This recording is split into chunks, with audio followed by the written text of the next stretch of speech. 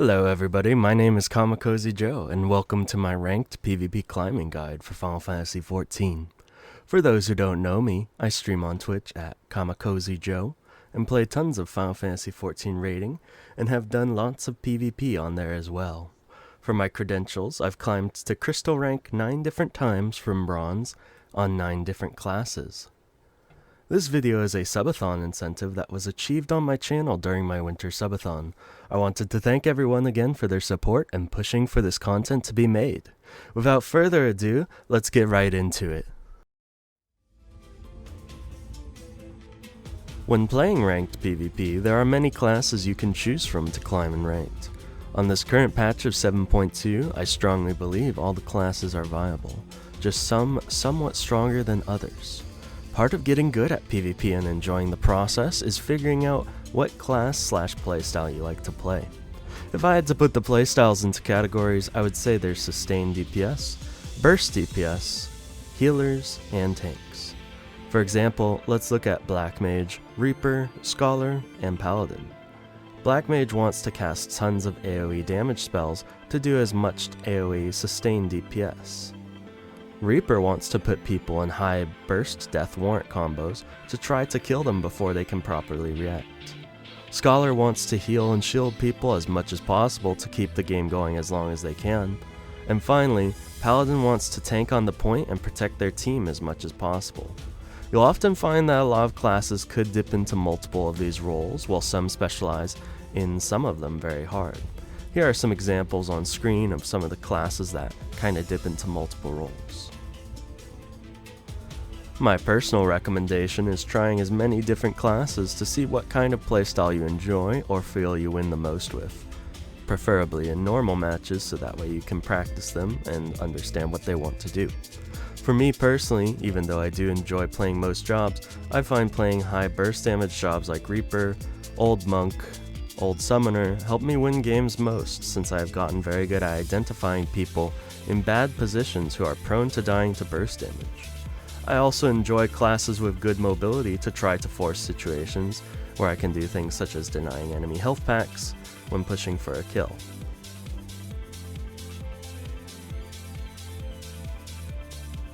Now you might be wondering, this part sounds very obvious. Dying in video games is usually a bad thing. Don't do it, right?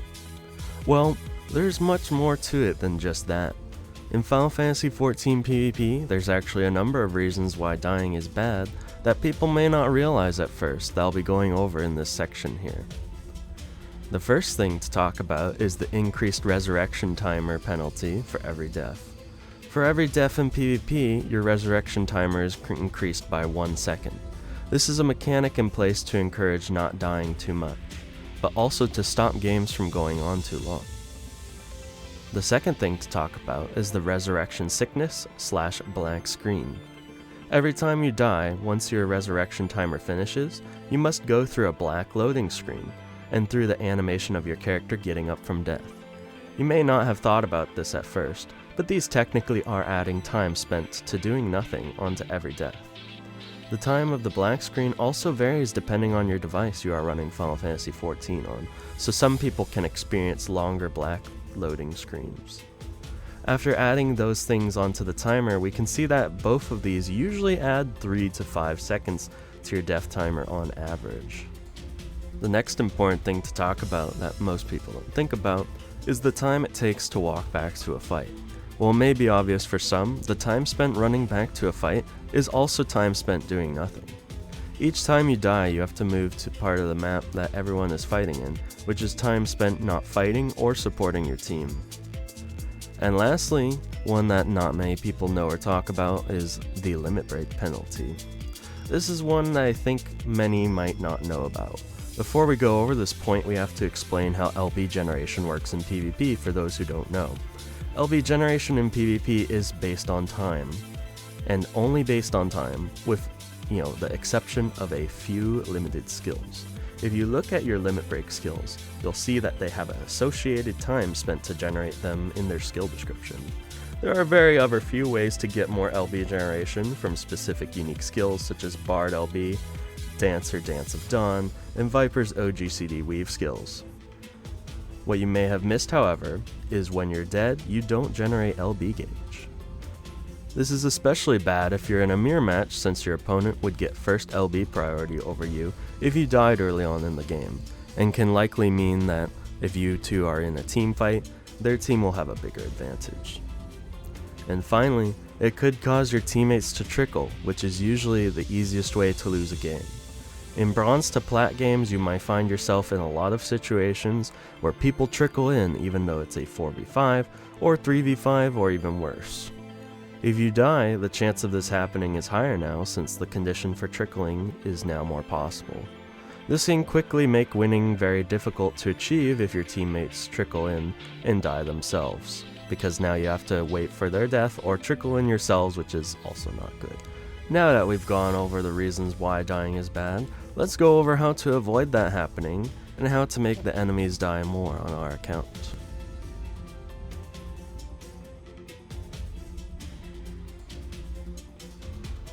Learning positioning takes practice, a lot of practice, but I often find it to be the main difference between better and worse players in PvP.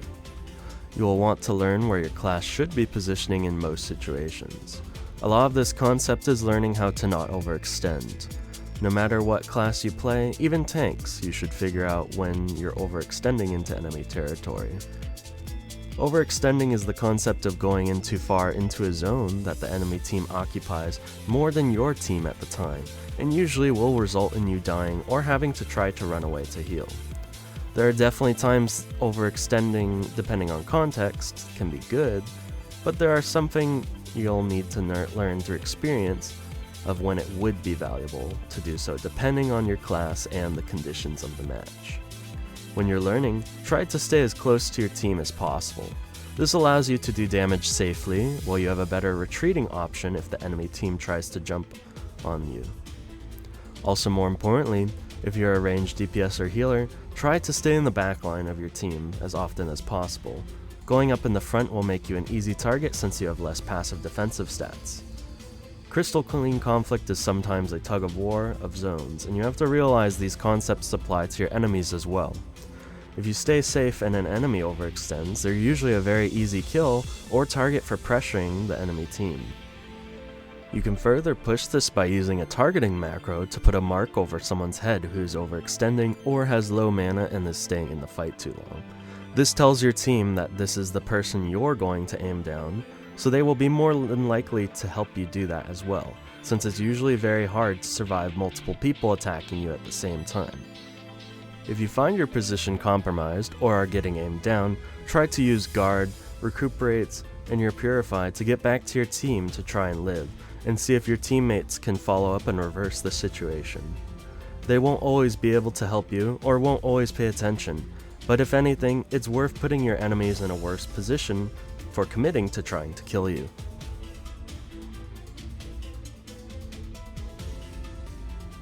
In Final Fantasy XIV PvP, different skills usually have multiple effects that can be crucial to know to understand what is the best use at each moment.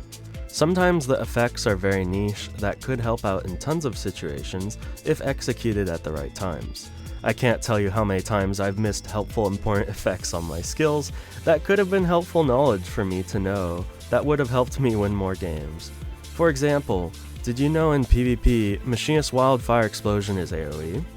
Small things like this could help out in a lot of certain teamfights, as it could influence which target to place your skill on or when to use a skill for maximum damage. Let's go over some general examples of common effects or situations you may want to know about. Do you have a skill that reduces someone's healing, or makes them take increased damage / guard damage and they're in a bad position? Do you know the cooldown vaguely of something on the enemy team if you saw them use said cooldown recently? An example could be Samurai's Cheeten when they have their LB ready to avoid instantly dying. You may see this commonly in high level play, where a Samurai will have their limit break ready, people will see they use Cheeten, and then suddenly people will be like, okay, now we can target the Samurai.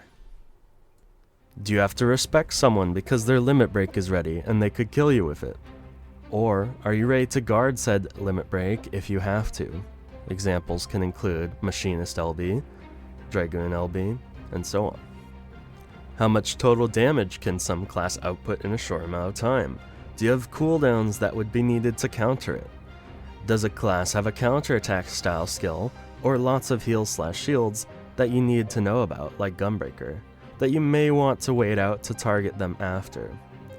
These are some common examples of skill effects that you'd want to take note of while playing, and while you can't see people's cooldowns visibly, it's important to see when people use things to get an idea of what plays may be best in a situation.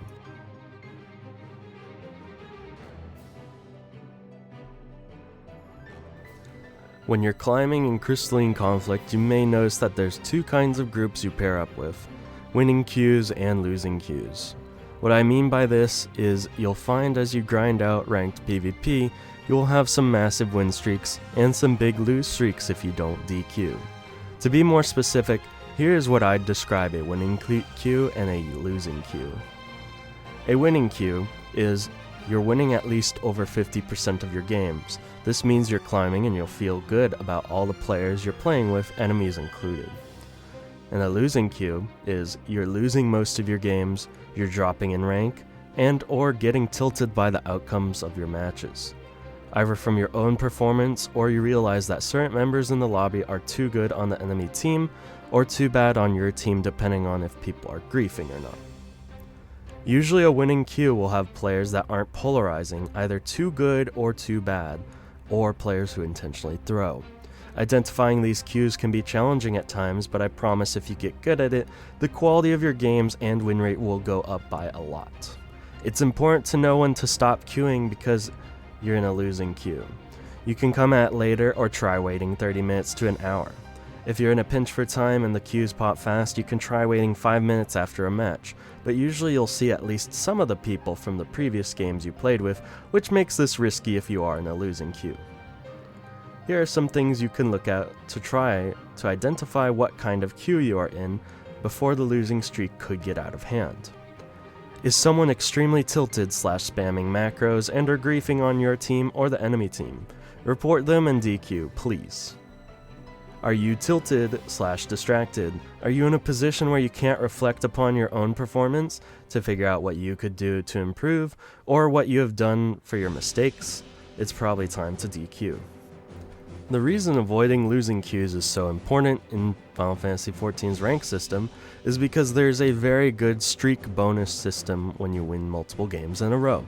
When you win 3 games in a row, you will start to get 2 stars instead of 1, which makes your wins overwrite more losses in the future and helps you climb very quickly.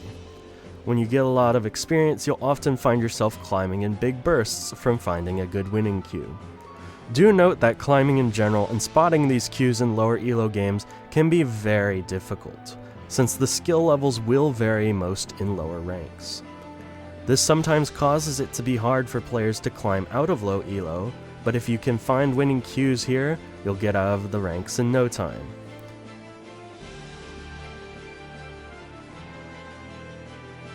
The next section that I think is important to talk about, that's not super needed to know, is that climbing in lower elo matches can be a lot harder than climbing in higher elo lobbies. Now before I talk about this point, I'm not giving people an excuse to point fingers at their teammates every game they play, as sometimes the issues could be improving your own gameplay and realizing your own mistakes. I've been through it all the time. However, in lower elo matches, your games have a lot more variance of teammates and enemies. It's important to be patient with this and still try to find winning queues, but just please know that these important points explain why lower elo matches could be harder. Here are some of the points. 1. There's often a lack of coordination, making kills or doing pushes together harder. 2. People on your team can die more often / easily. 3. Some players won't know how to deal much damage. 4. Support classes like Astro / Paladin lose a lot of value since supporting a not as good player may not save them, or they may not know how to utilize your support abilities as much as a good player would. One more obvious example being using a standard elixir when a paladin covers you because you're invincible and can't be interrupted during that.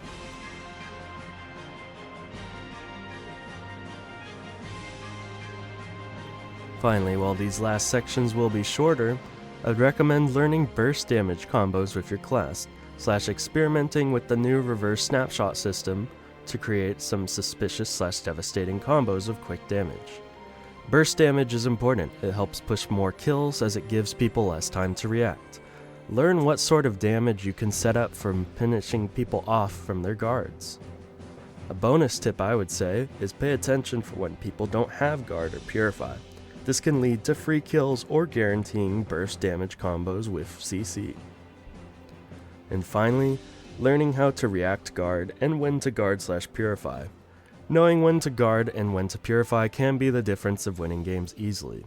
If you're in a very safe position and get CC'd, try to avoid pressing purify unless you will get something out of it, like a kill or an important support/CC effect to help get a kill or save someone. Learning when to drop guard early in these interactions too can also be helpful, because it can also trick the enemy on when to set up their burst, and also potentially set up a situation where you could gap close away, or teleport away, or use any sort of mobility/defensive to help you live and escape a situation. There are many more things to talk about when learning PvP, and there are many more things I could talk about to help people learn, but for the sake of this video and time, I feel these concepts discussed in the video were the most important I feel for players learning how to get higher ranks in PvP. I hope this helped, and if it did, please consider dropping a like, comment, and subscribe, or follow me at my Twitch for lots of Final Fantasy XIV, Souls-likes, and RPG streams. Thank you so much for watching, and happy climbing to get those commentation crystals. And good luck with those new PvP ranks coming out soon.